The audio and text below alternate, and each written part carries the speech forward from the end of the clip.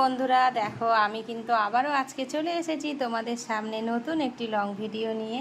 তো আজকে কি রান্না করেছি তোমাদেরকে সেটা দেখাবো। চলো বন্ধুরা, আর তোমরা যে যেখানে আছো নিশ্চয়ই ভালো আছো। তো ভগবানের কাছে প্রার্থনা করি সব সময় ভালো থেকো, সুস্থ থেকো। আমিও খুব ভালো আছি, সুস্থ আছি তোমাদের ভালোবাসায়। তো চলো বন্ধুরা, আজকে কি রান্না করেছি দেখো। এখানে আছে প্রথমেই ভাত। তো ভাতের সাথে কি আছে দেখো, এখানে রয়েছে ভাতের সাথে এটা আলু দিয়ে কিন্তু নিম পাতা মেখেছি। তো নিম পাতা আলু দিয়ে মাখলে তো খুবই ভালো লাগে, বেগুন দিয়েও খাওয়া যায়, কিন্তু আমি আজকে নিম পাতা আলু দিয়েই করেছি। আর তার সাথে রয়েছে দেখো এখানে জ্যান্ত রুই মাছ। তো রুই মাছের তিনটে একটা লেজ আছে, আর একটা পেটি আছে, আর একটা চাক আছে। তো তিনটে আজকে দেখো আমি এটা দই দিয়ে করেছি, কিন্তু একদম মাখা মাখা করে। তোমাদের কাদের ভালো লাগে অবশ্যই কমেন্ট করে জানিও। আর তার সাথে রয়েছে দেখো এখানে কই মাছ। কত বড় সাইজের দেখেছো, কই মাছগুলো কিন্তু বড় বড় সাইজের।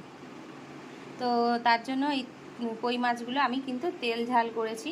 আর তার সাথে দেখো একটা দারুণ সুন্দর ফেভারিট খাবার আছে, এই দেখো সাথে আছে কচুর শাক। তো কচু শাক বন্ধু তোমরা কারা কারা খাও অবশ্যই কমেন্টে জানিও। আর কচু শাকের কিন্তু অনেক গুণ আছে, তোমরা অবশ্যই যারা খাও জানো। আর আমি আজকে দেখো কচুর শাক রান্না করেছি, নিরামিষ করেই করেছি।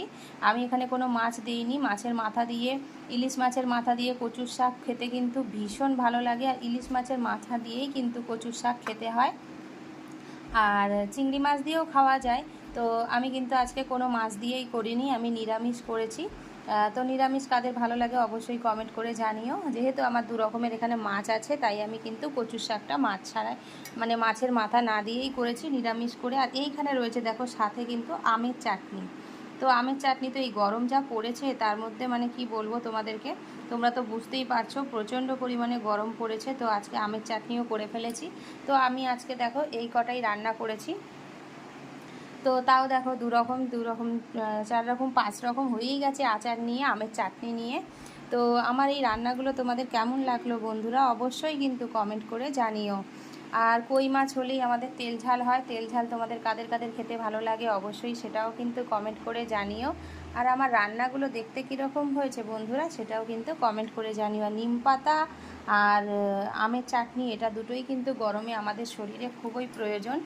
তো তার জন্য আমি করে ফেলেছি। এইখানে দেখো নিম পাতা।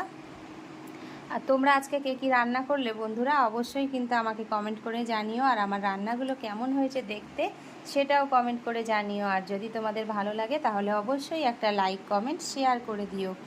আর বন্ধুরা কি বলো তো, কয়েকদিন ধরে এত গরম পড়েছে, এত গরম পড়েছে যে কি বলবো।